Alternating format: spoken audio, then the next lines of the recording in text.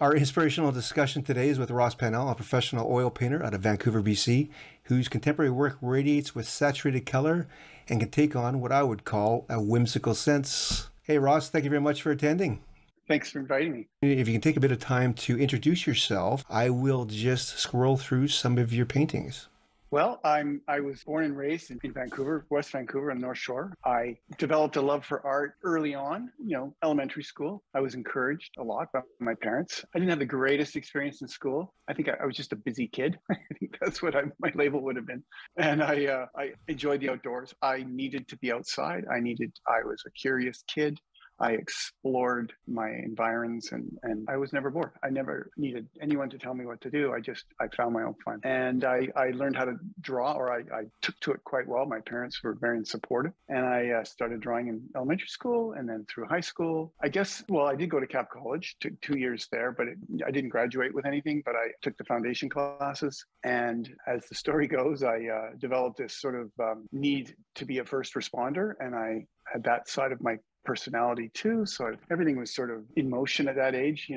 Months were years and it just seemed to last forever. Anyway, I joined the fire service at 21, knowing full well that I needed a job that gave me freedom, because I needed freedom. And I wanted time because I did want to be an artist. But I don't know even what that meant at 19 when I first started, 18 when I first started thinking about first responding. They didn't call it back then that. And I had all sorts of jobs. I worked on the ski patrol at Whistler. I logged. I've seen the coast. I've done all these different jobs before that, but the fire service was 2 days, 2 nights, 4 days off. So I loved the job. I loved the hours, and it gave me large blocks of time to be in my studio, whatever that's. I didn't really have a studio, but early on what I did was at Cap College in the foundation class, they give you a smattering of everything. So I really took to printmaking and I loved that. So I joined Malaspina Printmakers way back in, 1982. I just spent time in Malaspina just printing every day. And it was a cooperative studio. So you had your little cupboard and I really think that's sort of what gave me the routine and the ritual of being an artist, going there every day. And that's all I needed. I didn't need to sell anything. That was not even on my mind at that point. It was just the feeling I got from an extended period of time in the studio in Granville Island and how I worked there. And I'd always come away and then I'd work during the day and then go and do my night shifts at the fire hall. And it was great. So I was thinking about this before I started talking today. I think I don't give that enough credit in my career because I think it really did ground me. So yeah, I just made my life full of art and firefighting, and I balanced the two quite well. So I was an artist first, then I became a firefighter. So people say, oh, when did you become a full-time artist? Well, I think I always was. I think right from the start, I really wasn't selling necessarily at that point, but printmaking, I was drawing. So I ended up getting into a gallery on Paperworks on Granville Island. It's right at the entrance of the market, sort of across the street there, and worked with Stan Bodlak for years. And then the story, again, my wife said to me, I did get married and I have 2 kids.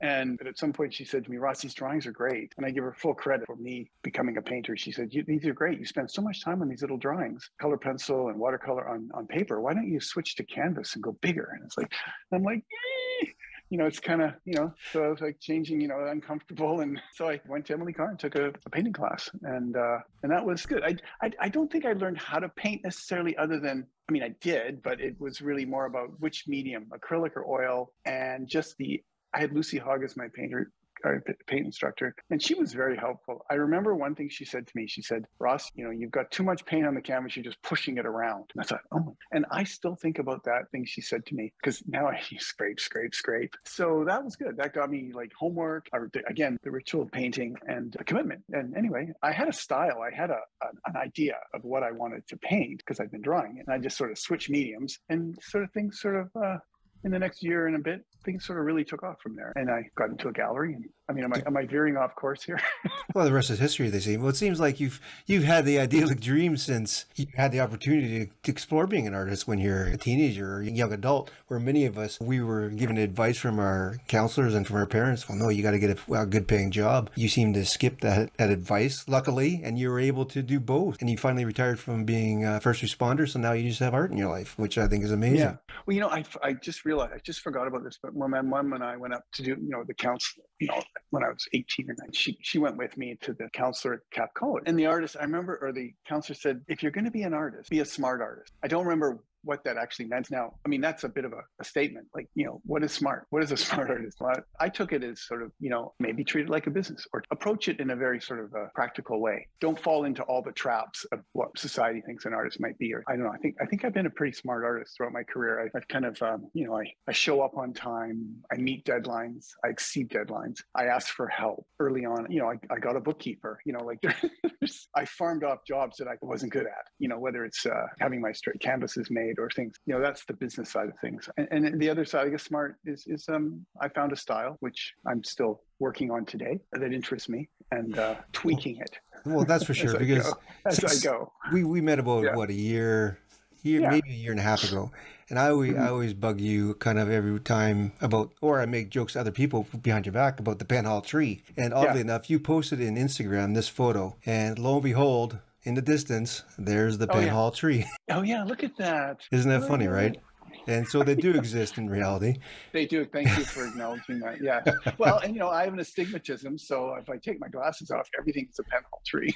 Yeah. So did you have this style of yours ever since you've been 19 when you started printmaking, or did it develop because of painting? I, like every good Canadian, I found the Group of Seven when I was, young. It's sort of our fallback as a Canadian. And I love the Group of Seven in the fact that they were a group and they supported each other. Out of all those guys, AJ Casson was the one that I kind of glommed onto because, and they're all very illustrative. They're, and they all were commercial artists. They knew design. And they knew, and I like design. Like I like designing my painting. My smaller ones, which we could talk about later, it's a bit of, I wing them.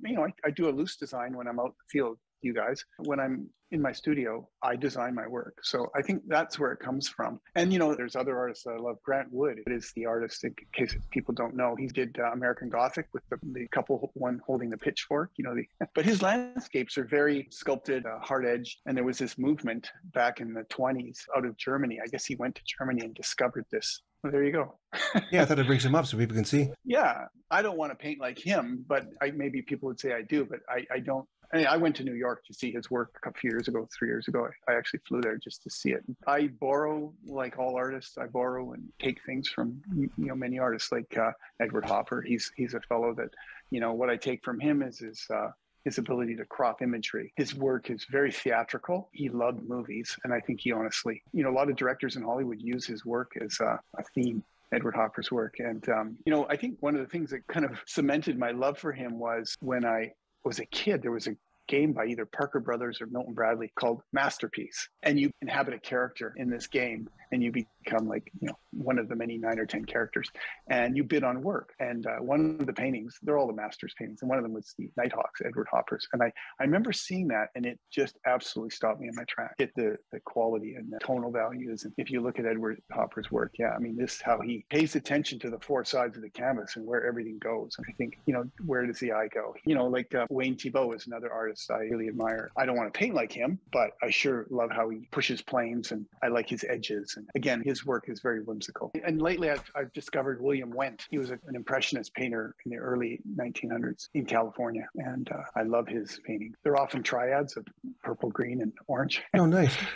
Yeah, and they're really neat. And then I always joke about, a teacher gave this to me, Elmo. And, Elmo's trying to decide, he's invited everyone to his neighborhood. And Elmo thinks when he grows up, he wants to be a firefighter. And so then later in the book, he's talking about this, but Elmo also likes to draw. So then the next page is, maybe Elmo will be a firefighter and an artist when he grows up. It's a parallel life. That's hilarious. The thing about your style is when we met a year and a half ago, it was on plein air painting in Pitt Meadows, and then Shirley brought you. And at the time, like, I'm notorious for not knowing who people are. And so I really absolutely had no idea who you were. All I know is Shirley invited you, so you must be good, and we were painting together. And I'd look at your work, and at the end of your first painting, I thought, this is really nice. It has a lot of nice temperature shifts in there. And then at the end of the day, you just happen to have one of your books in your van, and you gave it to me. And as soon as I saw your work, I go, oh yeah, I know who this guy is. So my question is, why is there such a difference between your plein air work and your studio work? Well, okay, my plein air work is new. I've been painting small but not outdoors. Like I would say 5 years where I'm truly out in the field. Maybe less, maybe 3 years. I finally put a kit together. You know, Maria, everyone will meet later at one of your interviews. I mean, she's the master of distilling down a painting kit to a small backpack. And that's what I've been trying to achieve. And I'm getting there. Mine's more of a duffel bag at this point. It's really helped me. I like the looseness. I mean, I think it's starting to show up in my work a little bit, like in my bigger stuff. At least I enjoy the speed of outdoor painting. I really like to make them like, you know, sometimes they're half an hour or 45 minutes. And that's what I'm trying to do. I'm trying to make quick decisions, get the composition right. So, and then try to match colors. But what happens, I think, when you paint larger, and this happens with the group of 7 as well. Like if you go to AGO and you go in the group of 7 wing, and you see all their small work. They're thick, they're loose, they're painted in the rough.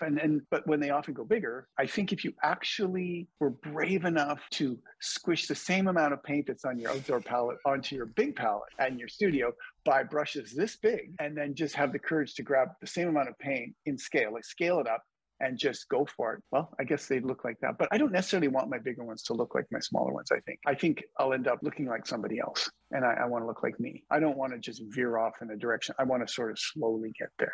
Yeah.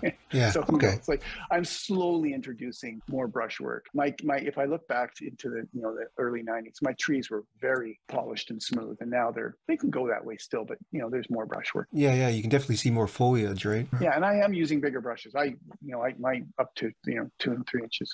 Oh, nice. So this is an open-ended question, more or less. In your opinion, what does it take to be an artist? Like, what are the struggles? What are the discomforts? What are the difficulties? What it takes to be an artist. Schooling's important. I never want to downplay that. I mean, go to school, but that's not the secret. The secret that gets you started. That gets you maybe a good grounding in art history, and it makes you pick a medium, or you find out who you are. But ultimately, that warm cocoon of art school ends very abruptly, and you're out in the real world. And then, like Jerry Salt says, you can go back and do your master's and delay that next step of actually becoming an artist. Eventually it's up to you. I mean, yeah, you have to jump in sometime, right? Yeah, you have to jump in, and you have to do it. Now, Chris Taylor, who is my stretcher guy and close friend, he's a painter, he's an artist. I mean, but his livelihood was making stretchers, and he went to art school. So he made the point to me, like, you don't have to be a fine. You can be a gallerist. You can be a curator. You can be there's so many jobs in the art world. If you want to be in the art world, it doesn't have to be fine art as far as painting. And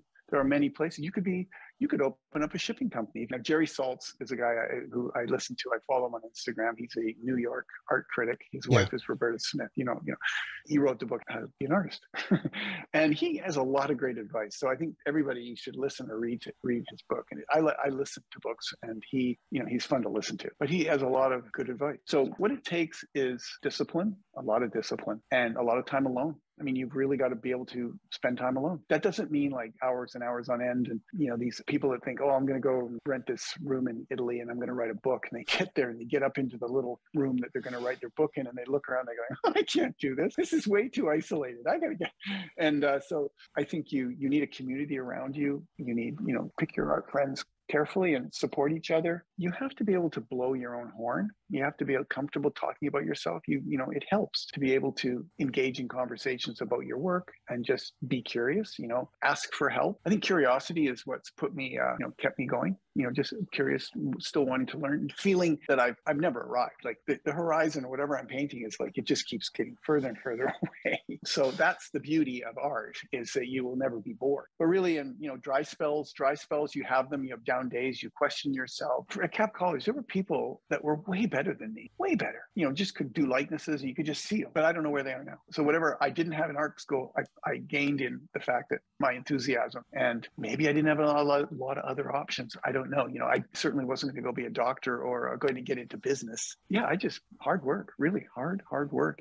I think do the things you're good at, but farm out the other stuff, and just the creative process. The only way you're going to figure it out is by doing it. And I think I honestly, like, I had a day job. I had a day and night job, but it was a job that when I was there, I did it. I loved being at the fire hall for 2 days and 2 nights, and then I knew I'd have my time in the studio. So I encourage young people to have day jobs. And Jerry Salt says the same thing. He goes, you got to have a day job. He drove trucks until he was 40, and then he quit. He actually drove trucks for the art world. Like he delivered deliveries to, and you have these conversations with the art gallery owners and things like that. And then he started writing, and he was really bad at it, but he kept it up. And now he's, here's Jerry Saltz. And he's a very personable guy with a lot of opinions. And, people glom onto him. Do what you need to do and keep on doing it. And we had a conversation a couple of years ago or whenever about galleries. And I really love the story about how you got into your first gallery.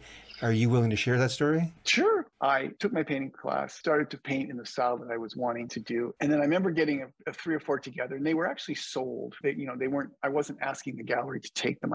So I walked in with 2 paintings into Bush Lamode on Georgia Street. It was quiet. It was during the day. It was, probably early in the week. And I walked in and I said, I just want you to tell me what you think of these.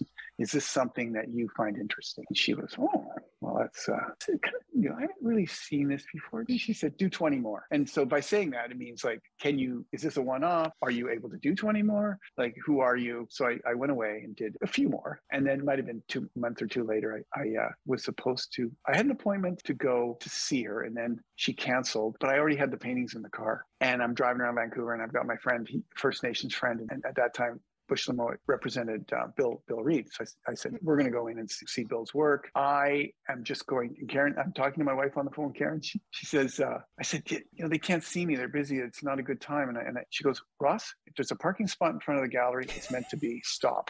So I'm like, okay, there was a parking spot. So I walked in with Glenn, and I saw Ingen in the corner, and I said, Ingen, I know you can't see me today, but I'm just here showing my friend, Bill Reed's work. And she goes, oh, actually, it's a good time.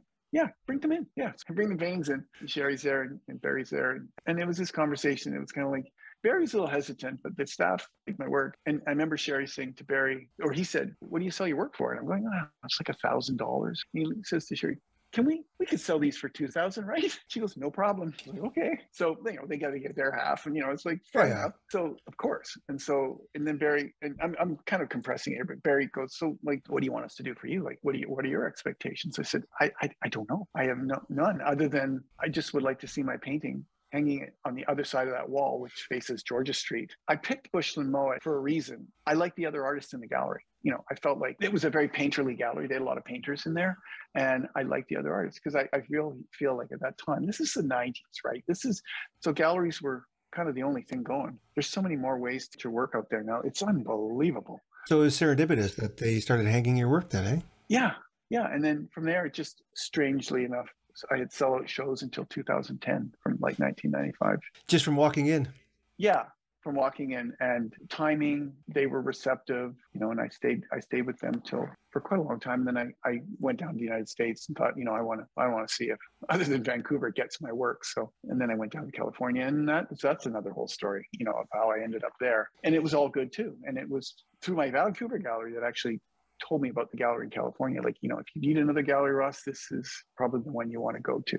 Oh, how nice is that? It's nice when a gallery supports that way, because they don't they're not necessarily greedy or want you all to themselves. They it's nice. So it's been about half an hour now, and we can open the floor to questions. But at the same time, I think you want to just do a little tour of your studio as well, right? Sure. I have to take people around. Yeah, so give us a tour, and people can pop in and ask questions. This is just the front office part of my studio, which is, so that's where I was sitting. There's my front door. And your studio is in Vancouver, right? Yep, it's in Vancouver. It's on the North Shore. And so these are paintings. Now, this painting here is quite different from what I normally do, but it's of the prairie. And if anyone has any questions about this, I'd be happy to talk about them. These were images of flying into Calgary, actually. How I came about doing this takes a bit of explanation, but which I'm happy to talk about. And these are just some of my little plein airs, which I work on. There's some of my more rounded trees, as you can tell. Are those small ones plein air, the rounded tree ones? Oh no, they're not plein air. Okay, yeah. No, they're not. They were done on holiday outdoors, but in a courtyard where we were staying down in California. Gotcha. This painting here, there's Maria's. You'll meet Maria in another episode. This is Paso Robles. I bought her piece. This piece sat in our family room for years, and I swear this influenced my art career. If you think about it, and that's Pitt Meadows. That's kind of where we were painting. Oh yeah, that's right. I recognize the mountains. And this was done in 1952. John McDonald is And the name on that, eh? it's John McKillop. McKillop, He was sorry. he was a commercial artist that worked in my dad's ad agency, or my father worked. He was one of the commercial artists. So again, painted on the weekends and was very interested. But how I paint mountains and the blueness of, I always remember this, how blue mountains are. Yeah, yeah. I can see How, an influence from that piece in your yeah, work for sure. yeah. And then this is something I was trying, which is, this painting is actually before this painting. And there was a progression there. And if you notice the difference between my edges on these are much cleaner and harsher or harder, and these ones are much softer. And there was an evolution there. Yeah, for sure. And so these are down here is like just my little panels that are ready to go. Some are plein air. All of these, some are plein air here, like that one, that green one there is. So anyway, these are just images that I frame up myself. Okay, I have to ask, what's with all the Adams peanut butter jars? Oh, those are well, You gotta, you'll see more in the other room. These have water in them, and I use them to weight as weights oh, when I okay. glue my Okay. panels down. So Understood. they, and people give them to me. I make the mistake of saying, "You like these things," and suddenly people start sending them to you. No So doubt. That's this is funny. my work.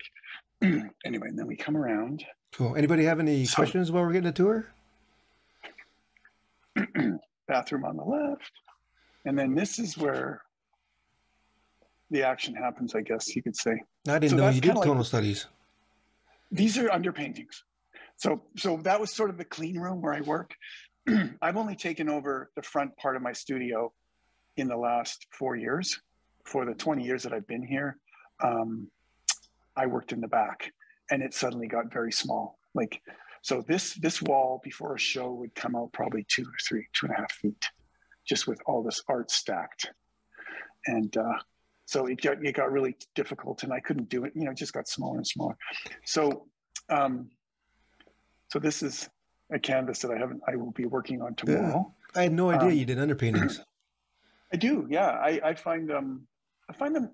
It just I get rid of the white of the canvas for sure. Yeah. I have to get, it's too hard to judge everything. So I often do Romber or asphalt underpainting, and I put the image on, and I with charcoal, and they're often sketches. I transfer the sketches onto the canvas, Nice. and then But it gives you a nice value, yeah. not And so study, but a value map, more or less. a value map. That's really what it is. Yeah, because I change things again. Like this map, those mountains. That doesn't work. Nope. Yeah. So again, like from a point of a charcoal to this, everything changed, and it'll change again as I start to choose colors. And I have I may have about 3 or 4 photos that I've maybe put together to get this. And I do change things around. Like someone once said, never let a landscape get in the way of a good composition. So I am very willing to change things, move things. That prairie piece you saw there, that one that's on the wall over there, that was squished. I actually squished it to make it everything, so I can make it wider. And there's a program you can do that. So there's tricks I do and different things that, because I don't want to necessarily crop, but I want all the imagery there. But you can actually squish the image with, I think, Procreate. Yeah, with a lot of the images, you can just change the proportions, right? Yeah, so I do that with the prairie ones because they really work. Like it's because in prairies you in the prairie paintings, it's the peripheral vision is one of the things that everything is so wide, so that it works. And so anyway, there's more. You see all your paints there. jars. So Yeah, with so all your paints out there, which is your favorite color? Right there. Cadmium like green. Cadmium green. But I realize now, after outdoor painting and scaling down all my things, my real favorite color, which I think has a lot of use, is cobalt teal. Love cobalt teal. Right? Yeah, it's an amazing color for sure. Yeah, and that is a color that with lemon yellow you can pretty much make cadmium green. So yes, mixing. I'm getting more and more into mixing my colors. When I'm out, and then with Scott Galatly, when I took one of his classes, it was great. With French ultramarine or the ultramarine and cobalt teal, you can pretty much make a cobalt. So interesting. To different degrees, yeah. So he cuts cobalt right out of his palette. I mean, he's still, like he says, I still have guest appearances of stuff showing up, depending on, painting on the West Coast or the Pacific Northwest to the desert. Like, you do change your palette around. Oh yeah, for sure. But anyway, in the back here, I don't normally show this, but that is my firefighting gear. When I retired from the fire hall 12 years ago, I cleaned out my locker, came here and hung it up. And it's been there for 20 years. No, it hasn't moved. Eh? Sorry, 12 years. And no, that's it. Huh. And so, I just hang it there as a reminder. Because I did love that job. It was fun. Oh, it's part of you, right? It's very much, yeah. And just the complexity of the job and just how we, the teamwork. Yeah, I mean, it was such a team job. There's no I at the fire hall. It's us or we, and then but then you'd leave there and you'd go back to your studio and you'd be all by yourself. So it's kind of nice. So anyway, I have a bit of a brush fetish, as you can tell. I think most artists do, right? Well, you might have more. I buy them more than usual. Yeah, and then I use shop towels and rubber gloves. Absolutely. How many pieces do you usually work on at a time then? Because I think 3 or 4 there against the other wall. Yeah, so there's one there, that green one, which it's got a long way to go. And then there's these two hanging, they're commissions. And then that one over there it's just there. And then I'm working on all of these. These are all the ones that are just in stages of being completed.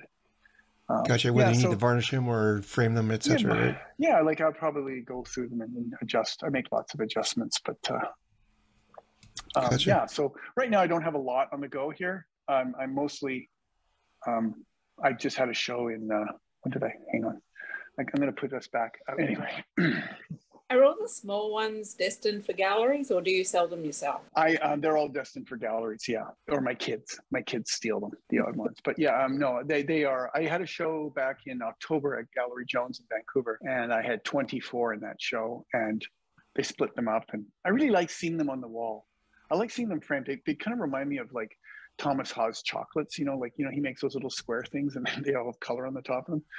I always think of those. And so I like seeing lots of them together. So how many paintings do you create a year then? Well, the big one, it used to be more. I've sort of backed off. I'm taking more of my time with the work. I'm much more picky with things. And I think that's just my brush work takes more time. I would say 40 paintings a year. That's big ones. Little ones, probably more than that. I did, when I was down in California, I did around 30. I did one a day for a month. I can't relax on holidays unless I do a painting. I mean, I do take time off. It's important to take breaks. Art has become, this is what happens when you commit to art. It gets easier and easier to commit to, and it just becomes you. I mean, that's your life. I mean, it's what you do. Everything you see, how you think is filtered through art.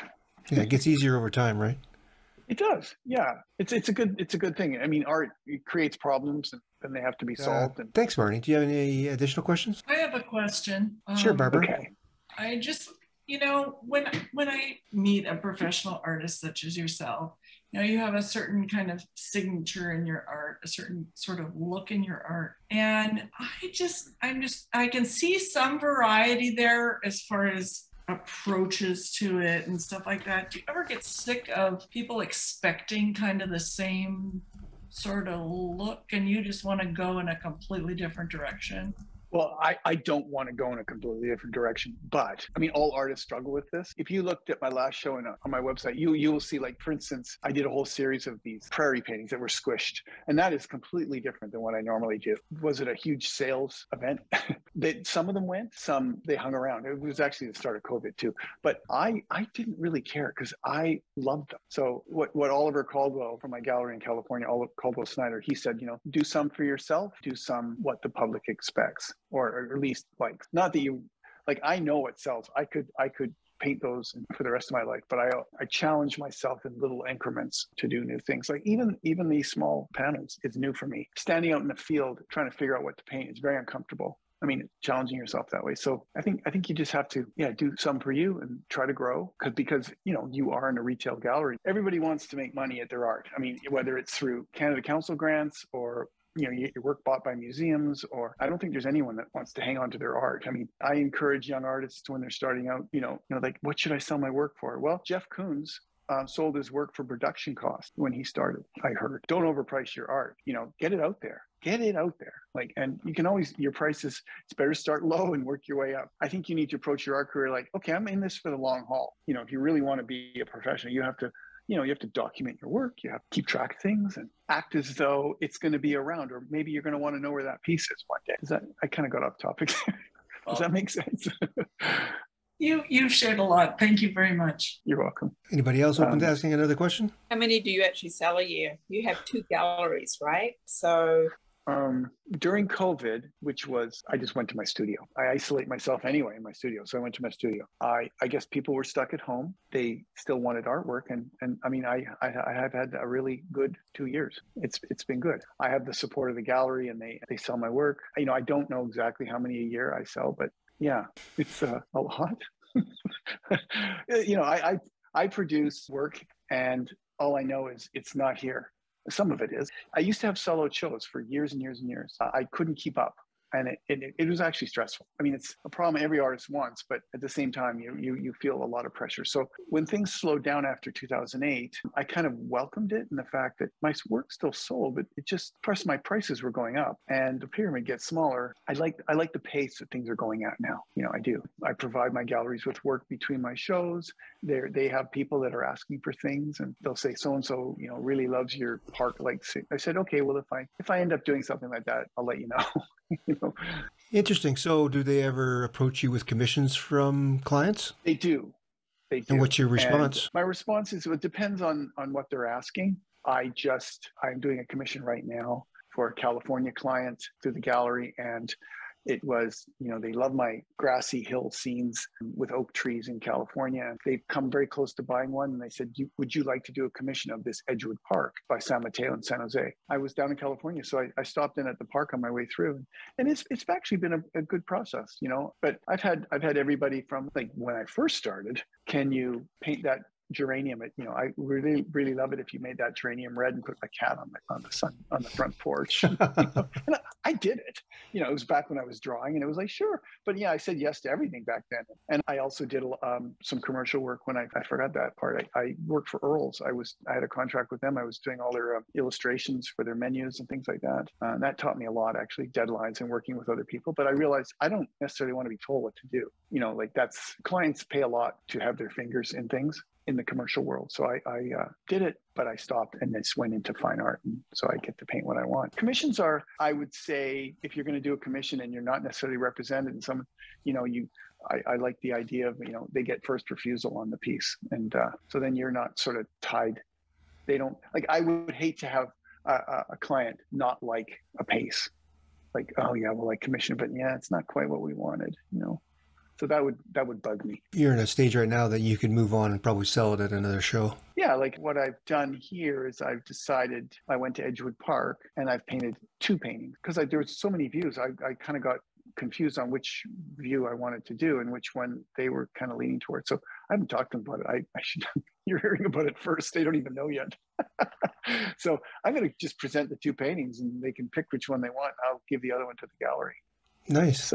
We had a question come in through chat here, and it just says if you could tell us what your average workday looks like. Oh, that's a good question. Well, I come every day, probably 7 days a week. Karen is unbelievably supportive. She doesn't necessarily want me around the house all day either. I am retired from the firehouse, so if I wasn't painting, I don't know what I'd do. I did have a studio at my house. I built a garage barn in the back of my house years ago, and I worked there all the time. And then I'd come in the house and pester her for whatever. And finally she said, Ross, you gotta get a studio outside the house. It's like, okay, you're right. And so we live in Horseshoe Bay. We in a very small house, and so I ended up renting a studio from a friend, Lower Lonsdale. And I found that very distracting. There was just way too much going on the bottom of Lonsdale. So I ended up finding this space here and I did buy it 20 years ago, back when it was, you know, a wasteland here. So, what's So the what's a point of typical all day that? look like? So I You end wake up, up? yeah, that's right. That's right. I come here. I come here pretty much every day. I walk the dog. I bring Karen coffee. Every day is Mother's Day, she says. I bring her coffee and toast. And then I come here and I do things like anything from a day of painting. I will start a painting. If I know I have a large block of time and I have nothing pending or anything, I will start. So I have oftentimes paintings in different stages. So I can glaze on one, I can start another, I can do an underpainting. There's just I have so many options. You see some paintings, blank canvases, plus the ones in there that are, you know, I could start one of those, but I don't want to start unless I have a good 5-6 hours. But what I really love doing is getting here early. And if I could get out of the house earlier, I get so much more done before like 2 p.m. Like the day just, or even before noon. It's amazing if you get here by 7:30. But I'm here, yeah, pretty much 7 days a week. Like then there might be a time I go to the photographer, you know, I go work with him. He documents my work. I go to Chris Taylor, I get stretchers. I go to my gallery. I deliver. There's many art related things. So it's very much a business. It isn't just an isolation in a studio pumping out paintings. There's always something to be taken care of. No. Yeah. No, like what fascinates me about artists, I am more interested in how an artist inhabits their day, or like this question. Like it's a good one because people have to know like you come to your studio and you're not going to always want to do anything. Like I have a couch there that I kind of lie on sometimes and think about things, or I just get tired, or, you know, sometimes I don't feel like painting. I might vacuum the studio, or I might just putter, you know, clean, you know, like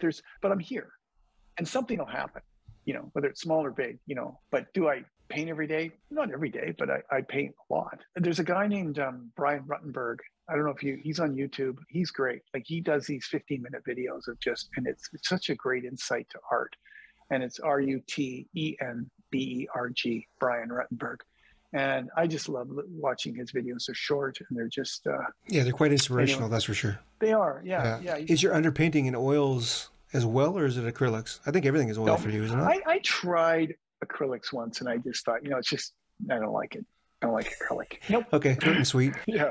No, it's just water-based, and it's just one more thing in my studio. I think I'll just stick with liquid and Gamsol. Yeah, and I like to oil up my surfaces usually between, like, if it's dry and I want to start, because, you know, you get all sorts of different matte finishes and it's sometimes hard to judge. So I often oil up the surface and then start into it. Oh, interesting. Even with the liquid doesn't keep it glossy enough for you. Okay. No, not because I'm not using that much in the beginning, and I build up. And then what I'll do is, depending where the painting is, and then, you know, I'll do some glazing.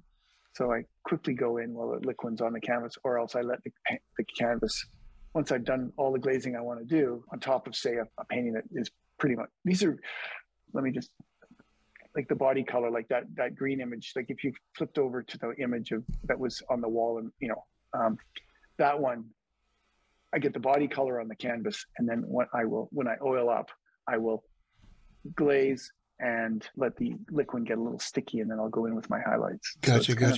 And what do you use to oil up with? Do you just use linseed oil? Liquid. Oh, you use liquid for the whole thing? Yeah. For the entire oil out process. Damn. Yeah. You must buy the big bottles then. I do. You know, the big cans. Yeah, I go through them. And I have I have a garage door which I open, and it ventilates. Well, thankfully, because that's going to be pretty stinky. It's pretty stinky stuff. Absolutely. Yeah. Absolutely. Yeah. Top piece of advice you'd give yourself, painting or business-wise, let's say 10 years ago. What's the one thing you wish you knew? Oh boy, that's a tough one. 15. Well, I think just to have a little more faith in myself. Like I'm happy where I am in the art world, like where I fit in. I've never really tried to be in a place where I didn't think I fit in. I think that's not really answering the question, but it's a good one. What do you think? Oh, I'm not the one being interviewed, man. You're on the spot.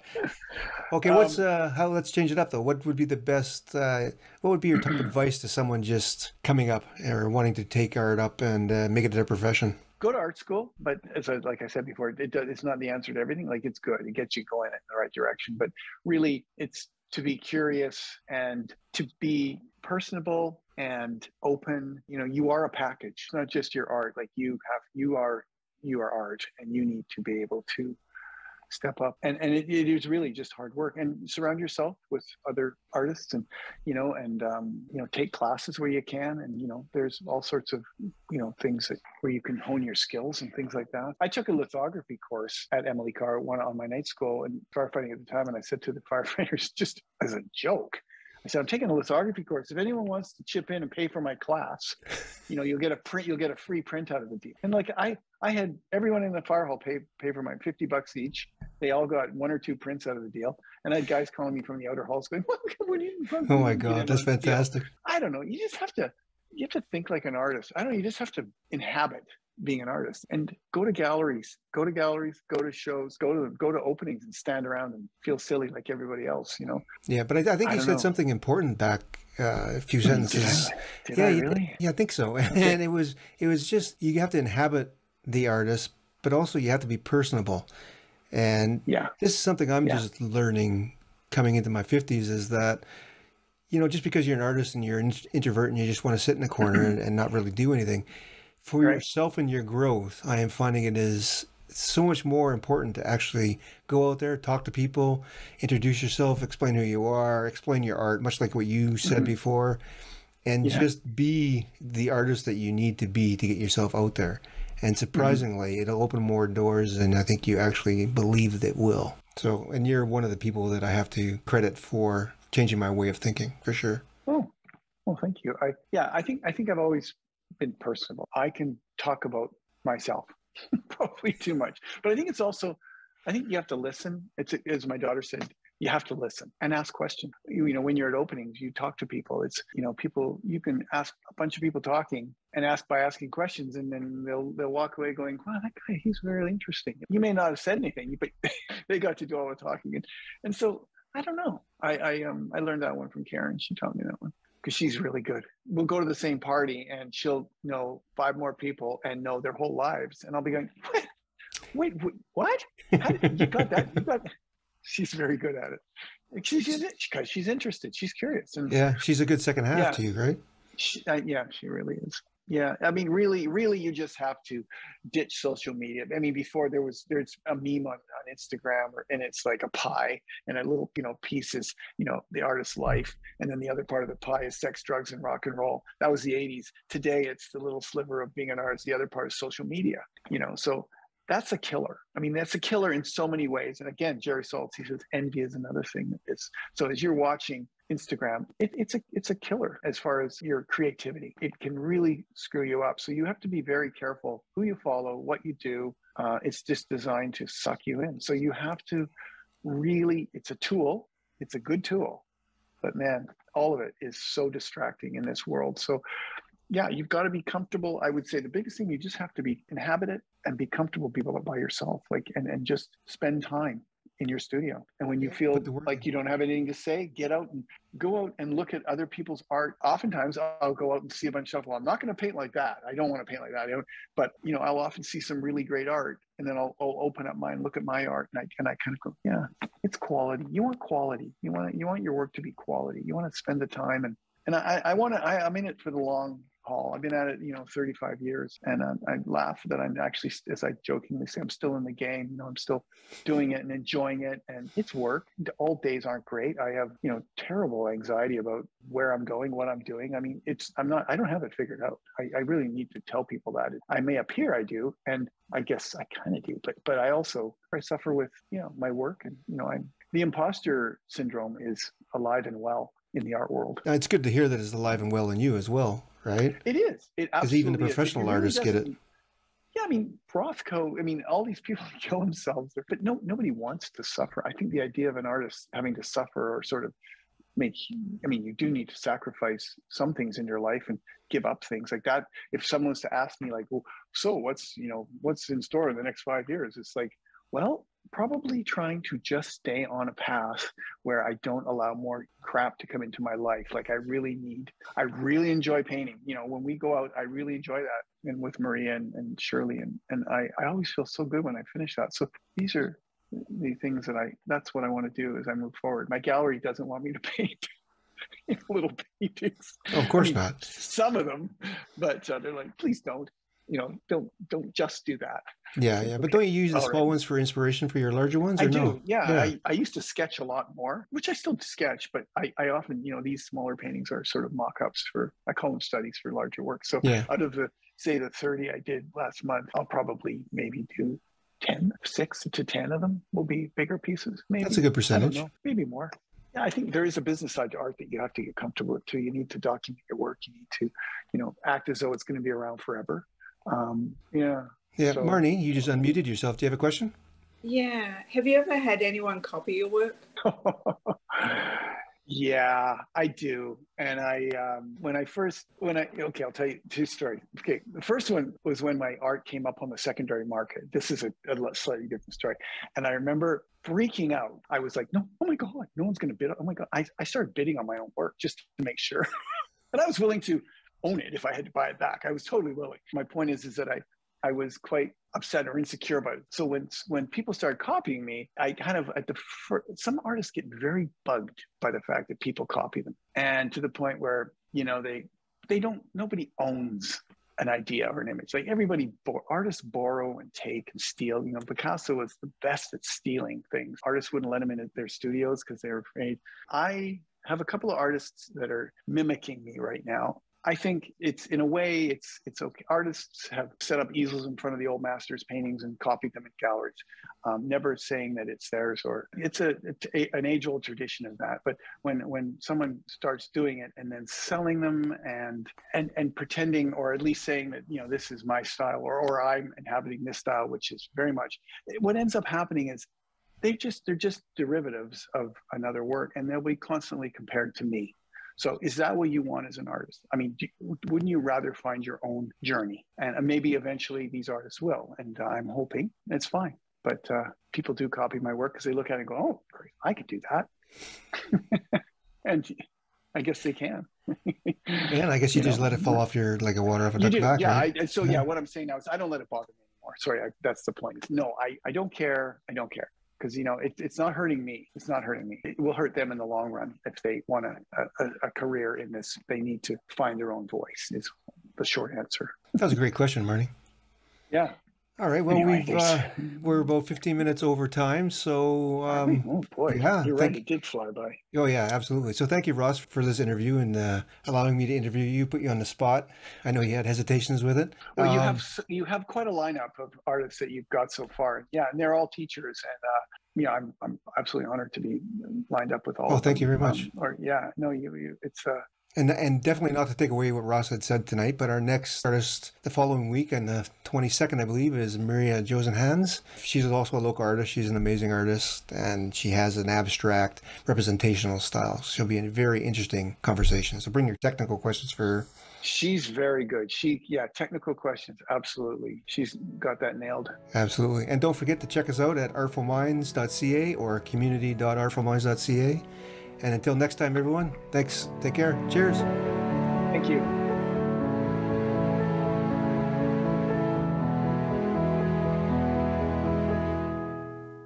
Yeah. Are we off the air now? No, people are still watching us talk. Yeah, they won't leave until we leave, so. Oh, okay. All right. Oh, man. Well, you have a great evening. Thank you very much, sir. Yeah, thank you. All right, Bye. cheers. Bye, everyone. Bye, man. Bye. Okay, now I have to figure this out. We'll leave. Here we are. Okay.